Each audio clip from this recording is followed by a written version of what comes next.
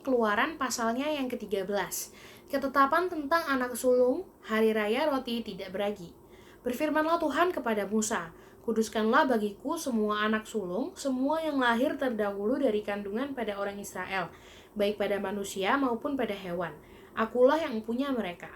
Lalu berkatalah Musa kepada bangsa itu, peringatilah hari ini, sebab pada hari ini kamu keluar dari Mesir, dari rumah perbudakan.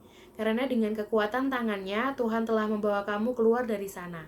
Sebab itu tidak boleh dimakan sesuatu pun yang beragi. Hari ini kamu keluar dalam bulan Abib. Apabila Tuhan telah membawa engkau ke negeri orang Kanaan, orang Het, orang Amori, orang Hewi, dan orang Yebus, negeri yang telah dijanjikannya dengan sumpah kepada nenek moyangmu untuk memberikannya kepadamu, suatu negeri yang berlimpah-limpah susu dan madunya, maka engkau harus melakukan ibadah ini dalam bulan ini juga. Makanlah roti yang tidak beragi 7 hari lamanya, dan pada hari yang ke-7 akan diadakan hari raya bagi Tuhan. Roti yang tidak beragi haruslah dimakan selama 7 hari itu. Sesuatu pun yang beragi tidak boleh dilihat padamu. Bahkan ragi tidak boleh dilihat padamu di seluruh daerahmu. Pada hari itu harus kau beritahukan kepada anakmu laki-laki. Ibadah ini adalah karena mengingat apa yang dibuat Tuhan kepadaku pada waktu aku keluar dari Mesir. Hal itu bagimu harus menjadi tanda pada tanganmu dan menjadi peringatan di dahimu, supaya hukum Tuhan ada di bibirmu, sebab dengan tangan yang kuat Tuhan telah membawa engkau keluar dari Mesir. Haruslah kau pegang ketetapan ini pada waktunya yang sudah ditentukan dari tahun ke tahun.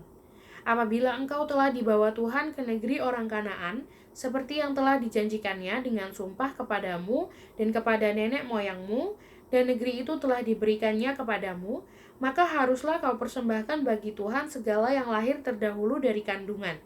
Juga setiap kali ada hewan yang kau punyai beranak pertama kali, anak jantan yang sulung adalah bagi Tuhan. Tetapi setiap anak keledai yang lahir terdahulu kau tebuslah dengan seekor domba, atau jika engkau tidak menebusnya, engkau harus mematahkan batang lehernya. Tetapi mengenai manusia, setiap anak sulung di antara anak-anakmu lelaki haruslah kau tebus. Dan apabila anakmu akan bertanya kepadamu di kemudian hari, apakah artinya itu, maka haruslah engkau berkata kepadanya, dengan kekuatan tangannya, Tuhan telah membawa kita keluar dari Mesir, dari rumah perbudakan. Sebab ketika Firaun dengan tegar menolak untuk membiarkan kita pergi, maka Tuhan membunuh semua anak sulung di tanah Mesir, dari anak sulung manusia sampai anak sulung hewan. Itulah sebabnya maka aku biasa mempersembahkan kepada Tuhan segala binatang jantan yang lahir terdahulu dari kandungan. Sedang semua anak sulung di antara anak-anakku lelaki kutebus. Hal itu harus menjadi tanda pada tanganmu dan menjadi lambang di dahimu, sebab dengan kekuatan tangannya Tuhan membawa kita keluar dari Mesir. Allah menuntun umatnya. Setelah Firaun membiarkan bangsa itu pergi, Allah tidak menuntun mereka melalui jalan ke negeri orang Filistin, walaupun jalan ini yang paling dekat. Sebab firman Allah, jangan-jangan bangsa itu menyesal apabila mereka menghadapi peperangan, sehingga mereka kembali ke Mesir. Tetapi Allah menuntun bangsa itu berputar melalui jalan di padang gurun menuju ke Laut Teberau. Dengan siap sedia berperang berjalanlah orang Israel dari tanah Mesir. Musa membawa tulang-tulang Yusuf, sebab tadinya Yusuf telah menyuruh anak-anak Israel bersumpah dengan sungguh-sungguh. Allah tentu akan mengindahkan kamu, maka kamu harus membawa tulang-tulangku dari sini.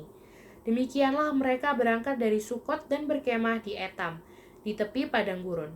Tuhan berjalan di depan mereka pada siang hari dalam tiang awan untuk menuntun mereka di jalan, dan pada waktu malam dalam tiang api untuk menerangi mereka, sehingga mereka dapat berjalan siang dan malam. Dengan tidak beralih, tiang awan itu tetap ada pada siang hari dan tiang api pada waktu malam di depan bangsa itu.